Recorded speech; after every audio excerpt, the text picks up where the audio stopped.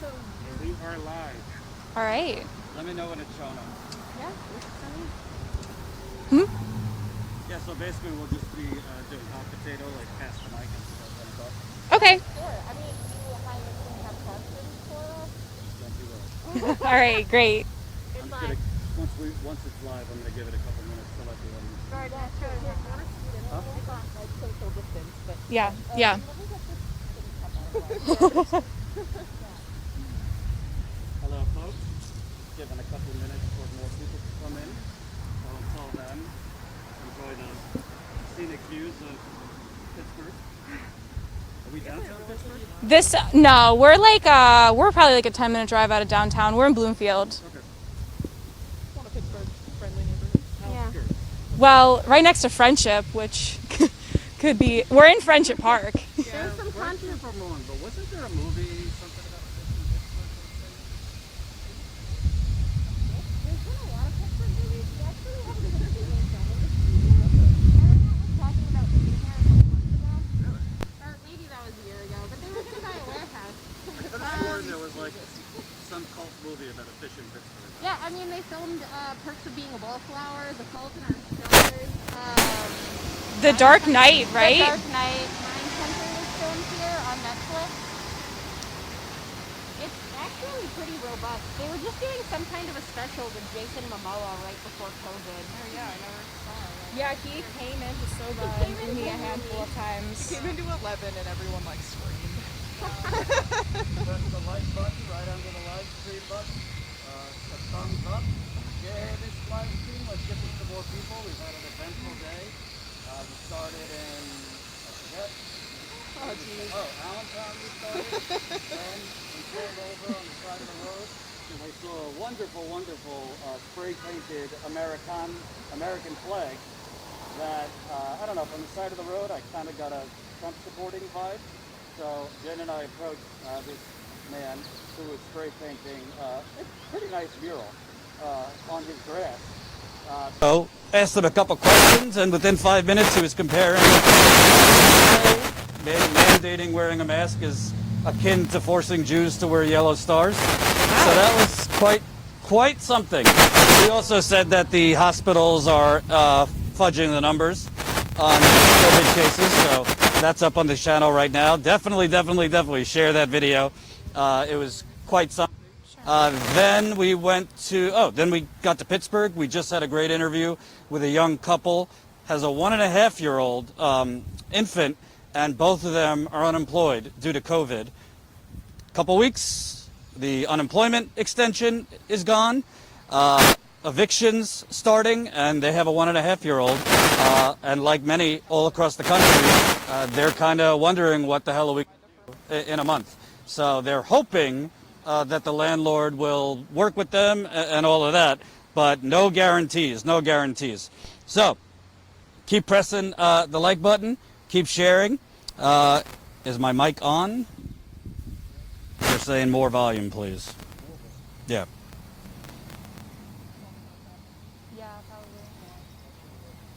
Okay. 1, 2, 1, 2, 5. We're good? Okay.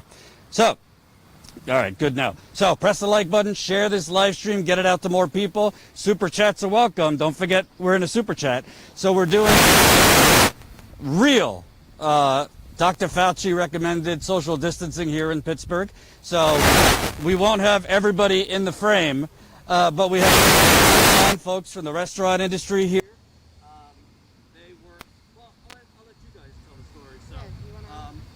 Say your names and what restaurant you did work at. Okay. And kind of start from the beginning, because literally I found your tweet and I was like, I have to speak with this person. Right. Let's speak into the microphone. Cool. All right. Hi, I'm Larissa. Do I say my last name? I'm Larissa. I was an employee of Soba Lounge until yesterday. Was that yesterday? Everything's happening really quickly, so it could have been yesterday or a day before. Do you guys just want to introduce yourselves, and then I can kind of recap? I'm Sarah. I was an employee of Casbah, which is under the same parent company, so we're like, sister restaurants. And I quit very abruptly 4 weeks ago when we got the green to open for dine-in services. So it's been a while for me to stand on the sidelines. My name is Amelia. Oh, yeah.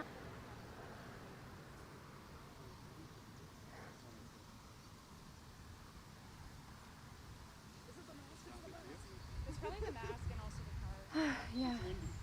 That too. Hi, my name is Amelia Benson. I am still employed by Big Burrito at their Soba restaurant in Shadyside, Pittsburgh. I have not formally quit yet. So, do you want to... We'll see what happens after this interview. Yeah. Yeah, that seems to be the case all around, rather. Yeah, I can kind of bring. So if we want to bring up to, I don't know if you want to take turns. But... Sure. So yeah, we've been through quite a bit in the past month or so with reopening for dine-in service at Soba and Casbah and other Big Burrito restaurants. So yeah, Big Burrito is a pretty big restaurant group in the city of Pittsburgh. For those who aren't familiar, they own 5 or 6 specialty restaurants. And they also run the Mad Mex franchise. So Mad Mex has 2 or 3 locations in the city of Pittsburgh, a bunch in the suburbs. There are a few other locations throughout Ohio and the rest of Pennsylvania, central and eastern Pennsylvania as well. So they're a pretty big restaurant group. They have definitely a lot of pull in Pittsburgh and in the restaurant industry in Pittsburgh. And Soba and Casbah both function under that company. So in the past month or so, us and many of our coworkers who are not here today but who have similar reservations have been pretty concerned about the way that the company has dealt with the COVID-19 crisis. So yesterday I quit, and then a couple hours later I just decided to go on Twitter and just try to bring people up to speed on what was happening with the company. I wasn't really expecting it to get as popular as it did, but it's amazing that it has. And I think I was checking the analytics. It's reached about 40,000 people at this point, which is amazing. So essentially, I was just detailing the fact that the company has been kind of, struggling to protect us amid this time period. When we first were told that we were going to be reopening for dine-in service, we didn't really get a lot of information. A lot of people who worked at Soba started to... It was like June 5th or something, and we were on June 9th. So I actually was working takeout at the restaurant before it was publicly announced that we were going to be reopening once we moved into the green phase. I was told somewhere around the end of May, the first week of June, but that information really wasn't disseminated for another week and a half or so. So a lot of the staff were talking and discussing previous to really even knowing from our higher ups what was going to be happening. I don't know if Casbah had a different experience. I mean, I know that the people that worked takeout were more privy to any information, but well, we were all sitting at home, like we didn't hear anything from our company. We didn't know, like how the renovations were going or how, I don't know, how much like money they were making, how takeout was doing, how everybody was keeping up. We were really in the dark. So then suddenly, yellow was about to turn into green.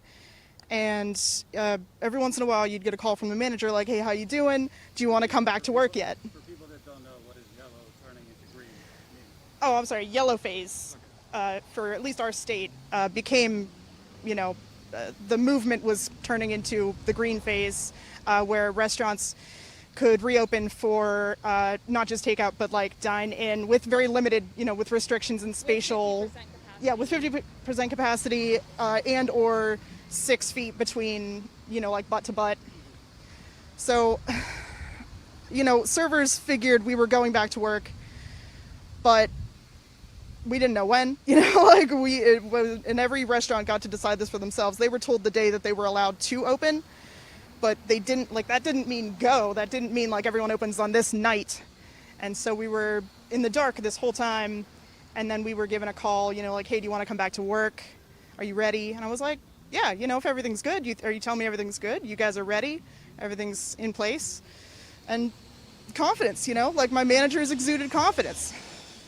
Loud cars. So my managers exuded confidence, you know, they told me they had safety measures, they were following the guidelines, they did some cosmetic, you know, stuff to the restaurant. There would be information relayed to me, you know, like I was told I would be given the safety guidelines, the everything.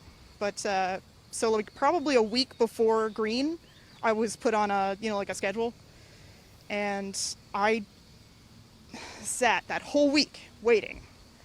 What, is somebody going to call me? Like, is there going to be a meeting? What's going on? And a couple of days before my first shift, there was a text from my GM, hey, can you come in for the safety meeting? It's 3 hours before your first shift. It's at noon on Friday when we're going green. And I was like, well, yeah, of course I can be there, but you're putting me in this awkward situation where I feel like I don't know what I'm getting into, you know? And at that point, it's not like, you know, put in, whether it's the plexiglass that places are putting in, you're not seeing what they're doing. Yeah, I'm taking their word for it, but it was a family. It was a restaurant that I loved, that I particularly spent 5 years, you guys about 2 each. I spent 5 years with this company. I loved them. I wanted to go back to work. I missed my family. I missed my friends. And I trusted them, for sure.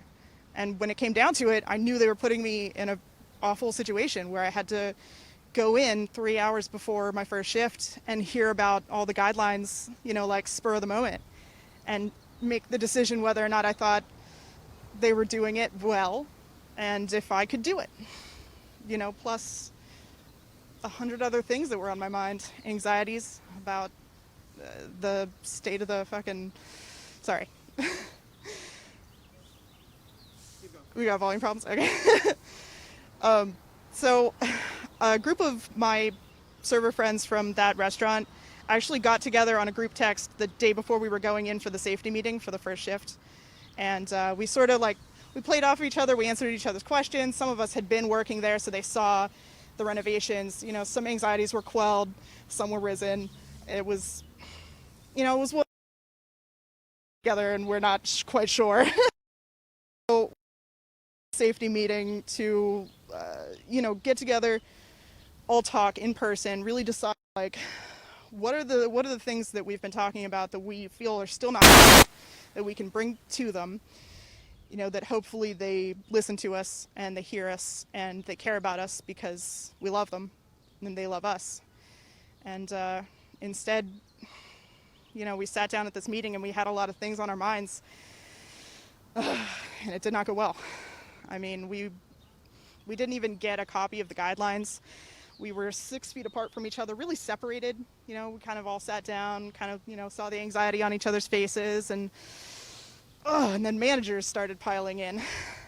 Manager after manager after manager after manager after manager. And I was like, this is a lot of managers. Like, I've never been in a manager meeting before.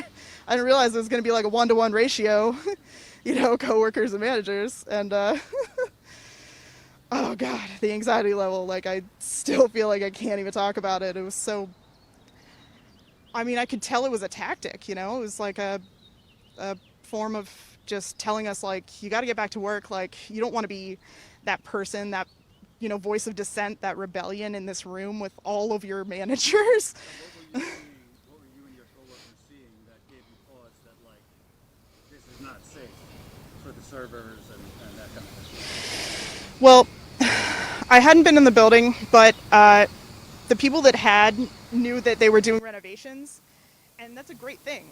The patio is an enclosed area, so it can't really be considered outdoor dining. And I thought, all right, cool, they're going to open it up a little more, get some actual airflow in there.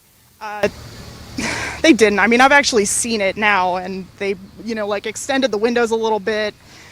The windows on the sides are open and close instead of just like plexiglass, and there's like air circulators, but there really aren't. There's still no air circulation. I can look in that building and tell you, I've worked there for 5 years, you don't get any air circulation on this patio, and that's probably where people feel safest. And there's also air circulation vents in the indoor parts of the building, especially the basement where we were having our meeting, that don't work and that were being renovated but were not finished. And so we looked at our company and said, like, you're opening tonight when you have the green light. You can open whenever you want. Why not finish construction? Stuff like that. That was your vibe. I mean, you were saying that the camaraderie was great. It was like a family environment. But was your vibe basically like your bosses, maybe the owner up top? They had been closed for however many weeks. So just the rush to get open and start making money and stop the financial bleeding came first before ensuring your safety and your coworkers' safety. Was that my vibe? With a corporation, of course it was my vibe. I really came into it wanting to be proven otherwise, wanting to be shown that, yes, they, could have taken more time, but they were ready. But the vibe in the room was that they just decided to open because they could, and that they knew that they hadn't done it right, so they shoved like a handful of us in a room and wanted us to feel like we didn't have a choice but to come back to work. Hey, can I ask you guys, before we get to your story? Yeah. In the weeks that you were closed, were you able to get unemployment here? Were you able to get? Okay. Yeah. Yeah. Yeah, I can talk a little bit about what has been going on at Soba. So yeah, we were open for takeout for about a month or so. About a month or so before we ended up opening for dine-in. So I think for pretty much the month of May we were open for takeout. Those of us who were working takeout, so I worked takeout during that time period.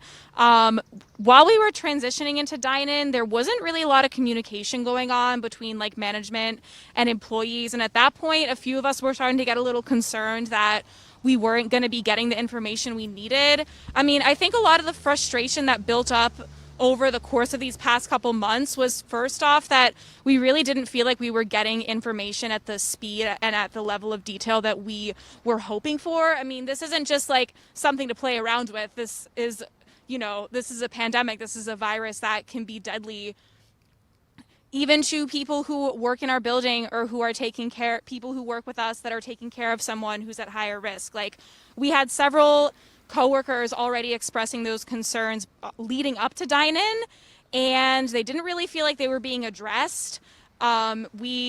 So anxieties were kind of mounting, and a lot of the information that was coming out would be maybe one manager would tell one of our coworkers if they were to call a meeting or call him or something, and then that information would trickle down to the rest of us. Like, we started communicating with each other more, but the problem still stood that like management wasn't really giving us as much information as we felt like we did. Me, and I don't know about anyone else who was working takeout, but while I was working takeout, I was never approached by management, asked if I was okay with coming back to work dine-in. I guess they just assumed I would be comfortable with it because I had been working, even though, those are pretty different environments to be working in when it comes to risk level. Yeah. Exactly, like going into a customer-facing position when I hadn't been before. So we were already concerned about that. We had an all-staff meeting to discuss safety procedures the day before we were slated to open. So that's a little bit more time. Yes. Yeah, so we had the numbers. That was also something that employees were kind of pushing for. I mean, the bright side is we have pushed for a couple of things like that meeting, and I don't really know. I mean, I guess that was the main thing that we pushed for, is that we really would like to have an all-staff meeting where we discuss what's going on. It wasn't ideal that it was the day before opening. I think another big issue we've had is just that once we do have some kind of information, we need to make like really, really split-second decisions about it. And that's also what's happened more lately with there being a positive COVID case in the restaurant, which really was kind of, I think me and Amelia were talking earlier about how that was kind of the breaking point for us, because the whole time we're like anxious. We know that the instance of COVID knocking on our door in our workplace was a matter of when and not if. And a lot of us were worried that when and not if it happened, it wouldn't be handled appropriately. And that's exactly what happened. I mean, they told us on Tuesday, I on Tuesday. They told us we have a positive case. The last shift this person worked was this past Wednesday. We don't know who the person is. It might be due to, confidentiality, HIPAA agreement, something like that. So we don't know who the person is, which, maybe we aren't supposed to know, but also that way people don't necessarily know how close contact they had with this person. And so we were informed the last shift they worked was last Wednesday, June 26th, I believe. 24th? Okay. Those of us who worked that shift weren't given any advisement to self-quarantine or anything. Our corporate chef, Bill Fuller, came into the building on Tuesday. They announced about 10 minutes before we were supposed to open for dine-in, they said, we have a positive case. We're closing the doors. We're closing down the building. We're not opening for business tonight or tomorrow. We're having a sanitization crew come in, and we're going to reopen on Thursday for service. Just like that. And, no testing. Bill some kind of rapid test for employees, he threw it out there, but obviously latitude, if we had access to it, they would have showed up with that. I mean, you need to, it's a rapid test, you need to do it immediately and have those results turned around within 48 hours if you're going to make that argument. But the thing that I understand confidentiality, but how could you as workers make informed decisions, whether you want to come into work or whatever, if you don't know how many shifts have I worked with this person, how much, because I don't know how many workers work there, but you might have only worked one in X amount of time. So it's kind of like they're yes, confidentiality, but this is kind of unprecedented times. So it's you need to know, is this someone I work with 3 times a week, once a week? Yeah. Is this someone, if it was front of house versus back of house, if it was front of house, is this a server I worked a section with on Wednesday? Were we working elbow to elbow with each other? Because we have proper social distancing enforced for guests, but quite frankly speaking, you cannot properly, appropriately social distance in a restaurant work environment, in a dine-in environment. Our server stations simply aren't large enough for that. Our bar, the back end of our bar is simply not large enough for that, which, means that ultimately our best protection in the workplace as workers is just that nobody is sick, pretty much, because, we're wearing our masks and we're doing everything in our power to protect ourselves, but it's still we cannot fully social distance. So I don't know, when Bill Fuller was in the building on Tuesday, he also made it sound preposterous that any of us could have been in contact with the infected person for more than 15 minutes at a time, which apparently is how much time you need to catch it. And he was it can't be oh, well, you were near this person for 1 minute and then walked away and then walked back again. I think Bill probably took that information from me, because while we were having our safety meeting, me and a couple of my coworkers brought up the fact that we had taken some contact tracing classes while we had, a couple of months of free time, and they've been available free. And it wasn't me, but I made sure that, it was said, and Bill heard it, is that when you sit in one place with your mask on, after about 15 minutes, you've filled the air, that airspace is yours and it's contaminated. And I'm pretty sure he took that information from our meeting and just spewed it back at you, thinking one person doesn't stand still for 15 minutes, then they haven't infected anybody. But I'm not a doctor. I don't know that. And I know Bill doesn't know that. So I don't think so. Yeah, so just generally speaking, it was rattling us for us to hear about that. And then, even to just say, they really only effectively closed for 36 hours as opposed to 40. I mean, people were in the building on Tuesday afternoon, so we didn't open for service, but employees were there and they were making a wage for 2-3 hours before we got sent home. The building wasn't even empty for a whole 48 hours, and managers that sometimes pop in and out of this restaurant. Oh yeah. Oh no, that's Oh, I mean, Sarah was just saying that there is like, especially considering like these two restaurants we worked in, like with them being in the same neighborhood, there being some like management crossover.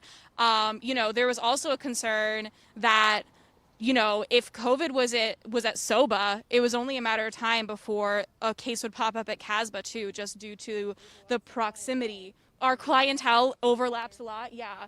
And so, when I informed a friend of mine that works at Casbah about the case at Soba, I told her as soon as I could. She found it from me. She didn't find it out from the company.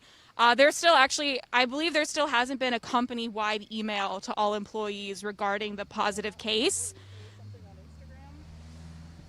I don't think there was anything to employees, but there was something on Instagram about how they had a positive case, were closing to clean the place, and would reopen Thursday. Like, 1 day one or 2 days separation, as if that was gonna, quell all fears of the public. Like, hey, we caught a case, but we got it, like we took care of it, no problem. But I don't think that's enough time, and I don't think that's the right way to inform people, especially the people that work for you. So I think like a huge part of our individual stories is like information. We haven't been talked to by our company. We've just been expected to fall in line. It's ridiculous. Now, I have been reading a bit about this as we've sort of gone viral across Twitter, Facebook, Instagram, coming forward with sort of our frustrations. And I think one of the biggest things to remember is that Big Burrito Restaurant Group is in accordance with the county. These county guidelines are not sufficient to protect us. And for a restaurant to just say, oh, well, we're doing the right thing in a political climate where expertise is frequently compromised is abhorrent and is not enough protection for workers. We need to be looking at our company and asking why, but we also need to be looking at our state House representatives, our state Senate, and asking why were we ever in the green?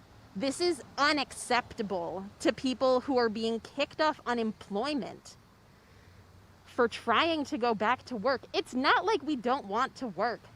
I enjoy my job at Soba. I enjoy serving the public. Everybody that was there because they were assembled in these specialty restaurants as like a very passionate, caring team of service individuals. We trusted, we trusted, and I still trust my managers, but I do not trust this company. And I do not trust the people that are telling this company that this is acceptable behavior. Yeah, I echo a lot of those same sentiments. And especially the fact that, all of us, we were talking about this earlier, all of us really genuinely enjoyed our jobs before all of this happened. I've been working in food service on and off, it partially got me through college. So I've been working on and off since I was 17 or 18 in the service industry. This is hands down, before all of this, was the best service job I had. I felt relatively well protected by my managers and, kind of by proxy the company. Although I don't have a lot of trust in corporations in general, I still, I trusted them as far as I could throw them. And I knew that while I was on the job, I was protected. And, Big Burrito has had a good reputation over the years for some pretty warranted reasons. They have historically at least treated me and my coworkers well. But this just kind of it just feels like they've dropped the ball so many times in the past couple months. And it's just a shame because I don't want jobs to go away. I don't want the industry to collapse. The restaurant industry in Pittsburgh was pretty thriving before this, and it was booming, and Big Burrito is a big part of it. And so has been seen as this cornerstone of the restaurant industry in Pittsburgh. I don't want all those jobs to disappear. And I don't want, the reason for speaking out for either of us wasn't we want Big Burrito to die or whatever. Well, no, we just want the public to know what we've been through, and we want them to know that, the kind of image they've had over the past couple months of, other restaurants and bars are doing this wrong, but we're doing it right, isn't really entirely the truth. You know, doing it right would have been to exercise some more precaution. And yeah, like Amelia said, they have been just following the state and the county guidelines several times, like in our shift meetings and stuff while we've been open for dine-in. People have brought up like maybe considering some more restrictive policies than just what the Allegheny County Health Department suggests, like due to the influence from partisan politicians and kind of like what we know that's coming from. And it has kind of fallen on deaf ears for the most part. So in our reopening meeting, when we met at Soba as a staff to discuss opening this restaurant, we were directly told by one of the company managers that Big Burrito Restaurant Group is a leader in this city and that other restaurants are looking to Big Burrito for their policies and how to then proceed as smaller businesses and small mom and pop shops. And I just have to ask myself that if Big Burrito is the leader, what the hell are we doing? Right. And did they have any contract tracing, like after they talked about this one employee who was, did they tell people to quarantine, anything like that? So we received approximately 2 emails about this. We received one email to inform us that somebody had been infected, and we received one email to inform us that they were sanitizing the restaurant and they would be open for business on Thursday. Now, in accordance with ACHD, you only have to be closed for 48 hours. But they were requesting that people who had worked with a confirmed positive case of COVID come back to work on Thursday afternoon. I worked last Wednesday. I worked with the person that was infected, and they expected me to show up at 2:30 on Thursday without paying for a test, without waiting for a result, without telling me to quarantine. That is dangerous. That's just a dangerous practice in this day and age. Go on. And it just baffles me. It just baffles me that you can look at your staff whose trust you have earned and whose livelihoods you claim to protect and tell them that this is acceptable. We're not being protected anymore. We have been told as employees that Big Burrito is too big to fail, and we're here to say otherwise. And it's also, I mean, the customers too. Yes, Who the hell I knows, should like, not. was this I like- should not have received a Facebook message from a patron of a Big Burrito restaurant who told me that she had been at Big Burrito the Saturday before the last shift of the confirmed employee, the confirmed positive employee. I received a Facebook message after posting about the confirmed positive at Soba from a guest who wanted to know if she and her husband might have been infected. This was the first time they had been to a restaurant since March. And Big Burrito did not protect them. That is unacceptable in the service industry. And how dare they? How dare they dump this on my doorstep? How dare they not protect us? And how dare they not protect them? Do you think partially you look at European countries and they're guaranteeing people's payrolls? So I'm not defending Big Burrito, but the fact that restaurants are basically, if they're not open, they're shit out of luck. It might be our federal government's lack of action to just give companies, whether big companies or small, well, they're giving big companies plenty of security, but the smaller like restaurant industry, giving them security in some ways is making places like Big Burrito act so hastily and recklessly. Yeah, I can speak a little on that. I mean, I'm not defending it. I'm just Right. No, it's a good point, and I think that, yeah, what we're seeing right now is like is not just a failure on the part of individual businesses or corporations. It's not just a failure on the part of any individual manager or like CEO, although I do feel like they've made some mistakes. Like it is, and it's not just the health department. It's not just the government. Like all of these are kind of like, it seems like a lot of the powers that be right now just aren't really thinking about protecting workers and protecting those who are more vulnerable. And so it's just kind of snowballed to this point where like, yeah, during that staff meeting we had the day before we opened, our regional manager just said to our faces point blank, she was like, if we don't open for dine-in right now, like we do not have a business. Like we are not going to survive and we're not going to stay afloat as a business if we're not opening for dine-in because, and you know, whether it's true or not, you know, was it an intimidation or a pressure tactic? I'm sure at least partially it was. And it, you know, also kind of contributes to this feeling that we've had of like us as workers, just as like servers, bussers, hosts, cooks, like just, you know, employees of the company that don't really have a lot of power have been given way too much responsibility in terms of like our own livelihoods, in terms of like trying to decide whether like we should put ourselves and our loved ones and like our cohabitators at risk. No say in the company, and clearly we weren't listened to when we raise any problems. So you can't expect a server to like, and we had a lot of responsibility before this happened, you know, like we drop food on people's tables with allergies and all kinds of health problems. Like we take care of you, and now you add an extra safety measure we have no control over, that we're very scared of, that can just happen to us, that I can just get it and not know, and you know, be going to work. So we shouldn't be the gatekeepers of people's lives. It's just not, it's not fair to put on people.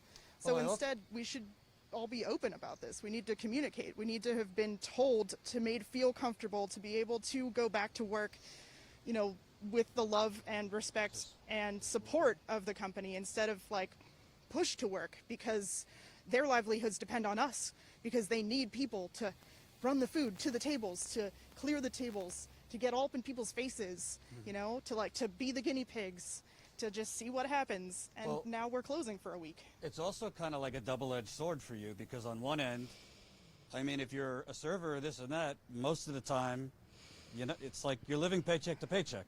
You don't have a ton of savings most of the time. So like, if you don't feel comfortable, but in 3-4 weeks, the unemployment extension runs out, eviction moratoriums are running up. Right. So it's like, do you say, no, I'm not going in because I'm scared, but like a lot of people can't move back with their parents if they get pushed out, whatever. So it's like, it's damned if you do, damned if you don't. Yes, exactly. Do you risk your safety or do you risk your job? So there's so many, like, we're not just talking for us. There's so many more stories than ours, and my story like barely matters, you know, like it's small in the scheme of things. There are so many people that are going to work and, you know, expressed like, you guys are doing something, thank you. It's like, they can't tell their stories, they don't want to, they're scared, they have to keep going to work. I do need a job, like I can't move home with my mom, so I'm not in this amazing situation where I have savings or independently wealthy. Like I'm struggling because I made that decision, you know, because I stood up and said like, no man, I don't think you're doing it right. I'm legitimately like worried for myself, for the people that I love, and you're putting a lot on me and you're not taking much responsibility and you're not communicating with me at all either, you know, like I feel like I've been in the dark. So I don't want to demonize the company. Especially not like the small managers that were just above me. They, you know, it's not fair. It's not any one person's fault. It's a cumulative effort that I really wanted to see them do it better, you know, be a leader like they claim to be. But instead, they used fear tactics. They use fear tactics, and the fact that they know that they can just get another person to fill that slot, you know, that there are so many jobs that people need to work, and they're counting on us being afraid to say, I'll be poor, you know, like, I'm not going to get unemployment because I quit, that's fine, you know, like, to take that chance, to jump out and say, like, this isn't cool. It's not something that a company should be doing to people, is putting them on the spot like that. And it was the hardest decision I ever made in my life, to just walk out of a safety meeting and say, I think you're doing it wrong, and I'm going to stand up for that, you know?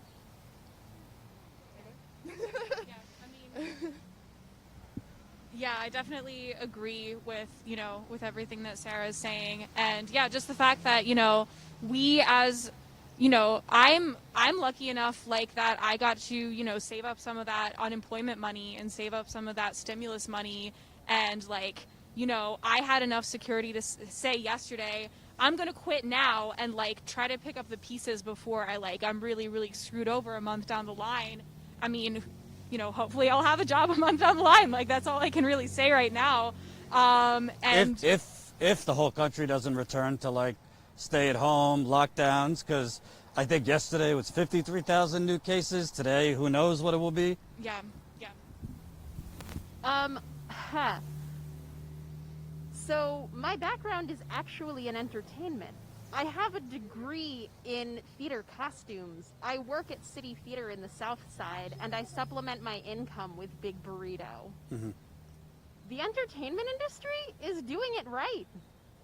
Like, I'm sorry, but if restaurants can't figure it out, I mean, the entertainment industry knows that if they go back to work, they're putting lives at risk.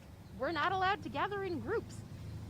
You can't have groups of more than 25 people together right now because it's dangerous.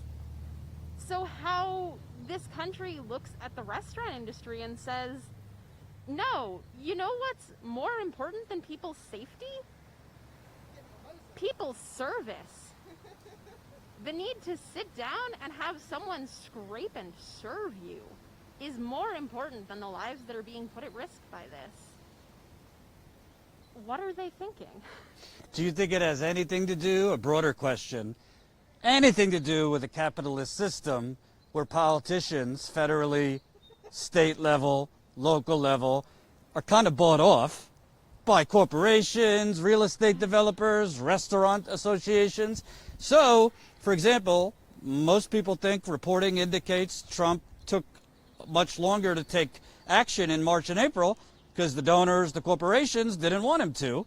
And many people think on the local level, it's the corporations demanding that local politicians reopen quicker. We saw it in Texas, Arizona, Florida. So, not trying to say, burn down capitalism. I would like it. But I'm asking you, is this a problem with our broader system of government and a legalized auction? I mean, in this conversation, I do not disagree with you personally. I don't feel like I'm qualified to make a broad statement on that. I think that anything I could say about companies buying the government would be conjecture on my part, and I'm simply not qualified enough in political science and economics to speak on that. Actually, I think the working people are more qualified than the political science experts. That's just my personal opinion. But go ahead. I don't necessarily disagree with you, Yes. but I don't necessarily have the statistics in front of me. That's fine. I mean, I don't disagree with you. Jeff Bezos is about to become a trillionaire. That is the only statistic you need. First trillionaire ever. Anyway, go on. I mean, I feel like this is to some degree, I feel like that question to some degree is sort of like anger baiting. I don't necessarily feel like that's the message I'm here to spread. I'm not here to spread the message of our politicians are being bought and, we need to end this capitalist patriarchy. My personal opinions on that are a totally separate issue that I'm not interested in discussing right now. But, I mean, I do think it's something we need to be vigilant of and concerned about, and we do need to be looking at other countries who are doing better than us. I mean, it's just that simple.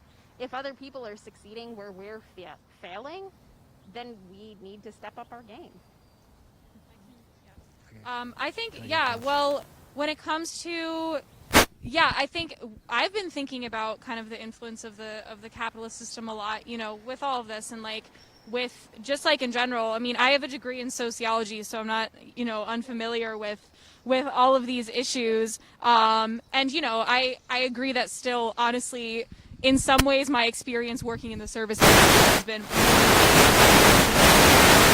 reading about issues as opposed to actually, seeing them more firsthand. But I mean, I think that this is kind of one of the examples of how, yeah, the push to reopen was pretty motivated by, corporations and those that were concerned about income, and kind of created this false dichotomy between like safety and the economy. I think that we've seen that a lot over the past few months. I think that this is one of many examples, but definitely not exhaustive, of how that has impacted people in real life. And that, it doesn't have to be a false equivalence between economy and safety. Like, we could have been, continuing to just collect unemployment and be able to, be financially protected by staying at home and all staying safe. Instead, some of us were, I kind of was, I made this kind of comparison to like my roommates and my friends who have heard so much about this over the past couple months. So shout out to you guys. But, I kind of felt like I was like a baby being pushed out of the womb prematurely. Like, I was really nervous about everything going on, but I didn't want to just, have to make this split-second decision to leave my job behind and then regret it a month down the line when I don't have anything left to support myself. So, yeah, that's kind of, I guess, my take, and I think this is just one of many of those examples. So, yeah, it's definitely influenced by the capitalist system. It's definitely influenced by, the revolving door between corporations, lobbyists, politicians. Yeah, Citizens United. Like, there is a lot of evidence of that, I think. So yeah. Probably can't speak much to it, but there is probably a lot of evidence for it. And if I were a better researcher, I'd be right there. But I mean, it's not so much about the economics as it is just about doing it right. Like, I know of a restaurant that I've close ties to that only opened up last summer, and we're making, like, really making it and just doing so well, so much better than they had been, because they rebranded, and they took the extra week. They took time and they made sure they did it right. So shout out to that guy, because he knows who he is.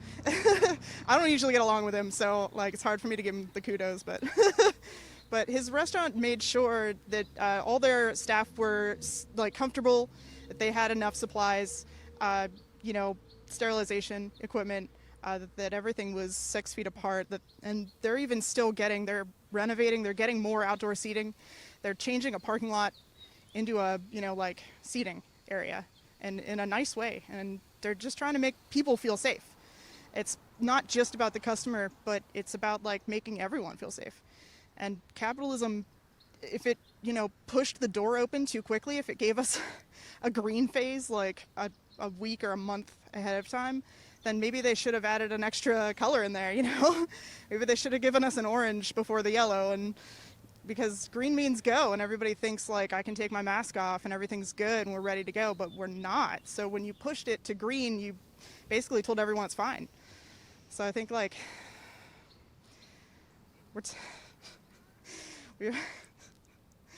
we've got a lot to say, but like, what's really important is that we communicate with each other and care about each other. It's like, when I think about like this giant overarching capitalism that pushed the door open, it's not as important as that small mom and pop shop that just chose to, communicate with the community and their workers, and that Big Burrito could have done that. It could have just communicated better and cared about us more. Last question, what's your message? There's definitely people, whether it be in the restaurant industry, Unionize. or restaurant industry or elsewhere, that might have similar problems to what you guys are dealing with. I've gotten messages from people being threatened to come back to work, intimidated. So for people watching, what would be your suggestion? I mean, I think we've had all of that. So it's going to happen to you, and it probably already has. So, like, you got to make the right decision for you. No one can tell you what to do. If there's anyone out there who is really adept at creating unions, I think Pittsburgh deserves a few server unions, because we deserve rights and protections. The ability to come together as a group if we feel like we're not being protected by the corporations. What's my message? Communicate, man. Empathy. be good to your fellow man. That's all we're really asking for. It's what hurt us. It's what really hurt our feelings. And just, you're not alone, you know, like we've been bullied. It's going to happen again, but you make the choice for yourself what you end up doing. And unionize. Yeah, I echo a lot of that as well. I think that, you know, the U word is scary to some people, especially in Pittsburgh, especially with our like pretty raucous labor union history. But, you know, and especially to people in the industry who like really like are made to feel like they're disposable. And I think that has definitely continued in the past couple months where, you know, people are basically just made out, well, okay, you don't want to come back to work. Well, we'll just replace you tomorrow. Like, so I think that that has been a barrier to something like unionization within the industry. Yeah, I guess my message overall is just, if you have something to say and you feel comfortable saying it, like, do it. Because people, you know, it's hard, but people want to listen. And especially right now where I think a lot is being put into perspective for, you know, people all over the world, but maybe Americans most especially. And, you know, listen to what the people around you are saying. Listen to, you know, the very real concerns that people are experiencing, because they're not going to just go away. Like, this isn't going to stop being a problem in a couple weeks. And, you know, even leading up to this, I kind of knew, you know, we were working takeout. It was kind of like nothing was really happening. But even in the back of my mind, I knew that it was gonna come knocking on my door at some point. And so, you know, it's a pandemic. Like, it impacts everybody, and it, you know, it was just a matter of listening to each other and caring about people whose voices usually aren't heard or aren't listened to. And I think none of us really felt listened to by the company that we work for, and we made a lot of attempts and a lot of concessions to them that weren't really recognized. And so, you know, we have this platform right now, which is amazing. And not a lot of people have, you know, been able to do the same or say the same. So, you know, just listen to people, listen to what their concerns are, the people on the ground who are going to be the most impacted. Like, if we're saying we're not comfortable with something, we're not comfortable with coming back to work, like, we're not playing around. Like, we're not just like trying to get some kind of handouts. Like, we want to be able to work and have a livelihood. We want to be able to do that without needing to choose between our income and our safety. So, yeah, that's our message. Yeah, my message. Sorry, but I mean, I'm sure you guys agree. No, I mean, I think it's cliche, but I think the moral of the story is, if you're worried, if you're scared, if you think your bosses aren't doing the right thing, find one other person. Find one other person that works with you, that shares your concern. That person probably knows another person. Don't be afraid to talk to each other, and don't be afraid to have the hard conversations. There are people all over the United States and, you know, the world of COVID who are grappling with workers' rights issues now more than ever. I mean, this virus is threatening multiple industries. And I really think that if we are ever going to get back to some semblance of normal, we really just need to start caring about each other. And that's the most important thing. Thank you, guys. I really appreciate it. By the way, I was looking at my phone because they were telling me my mic wasn't working. I listened to every word. So we're definitely going to cut that up and make it into maybe 2 videos, because that was really powerful. And honestly, that's probably one of tens of thousands of these stories all around the country. I mean, not every employer is as bad as Big Burrito. By the way, you ever see Good Burger? The movie Good Burger? It kind of reminds me of like Mondo Burger, Good Burger. Anyway, but I mean, this is what you get when you basically do not have a government that its first priority is the health of its citizens and putting health before the dollar. If we had a sane system in America, we would have just locked down the country, like I said to in the beginning. To hell with you civil libertarians. This is a pandemic. Your right to act like an idiot does not supersede our right to live. That is what I believe. So we could have easily, all over the country, just had people stay home for 3 weeks to a month in March and April, restaurants get paid by the government, everybody gets paid by the government, like Europe is doing right now, and we would not be in this situation. And because of that, because we don't act like a sane, humane country, you have basically an economic Hunger Games, and things like them telling people to show up like 2 hours before they're reopening. Here's your safety guidelines. And I mean, there is basic human facts. The way a restaurant is set up, architecture, you know, a lot of these restaurants, you can't do safe social distancing. You can't get the proper ventilation, those kind of things. And then there's the human element where people want to get out of their houses, so people are rushing restaurants, and it's just a mess. So I appreciate you guys talking. I'll keep in touch with you. And we got an amazing donation, I believe. Alexander, $250. Thank you, thank you, thank you. Hey, I'm not beyond groveling. So please, please, please. I know times are tough for everybody. If you got even $10, $20, $30, it's definitely pricey reporting. Jamal, Jen, and me are going across right now the East Coast. We did great interviews today. We got some more lined up tomorrow in Cleveland and elsewhere. So definitely, if you could chip in, statuscoup.com/road trip. Help us out with gas, hotel, food. Makes a big difference. Got to pay the man behind the camera, Jamal. So definitely. Statuscoup.com/road trip. Any amount, we appreciate it. And spread the word, obviously. Share these live streams. Subscribe if you haven't. And we'll see you tomorrow in Cleveland, Ohio, for some more stories about people dealing with this economic struggle and societal rot, I would call it, during COVID. Also, if you're in Cleveland, Canton, Northeast Ohio, and you got a compelling story, email info@statuscoup.com. That's info@statuscoup.com. Send us your story. We're pretty much picking up people as we go. We will talk to you tomorrow. Peace.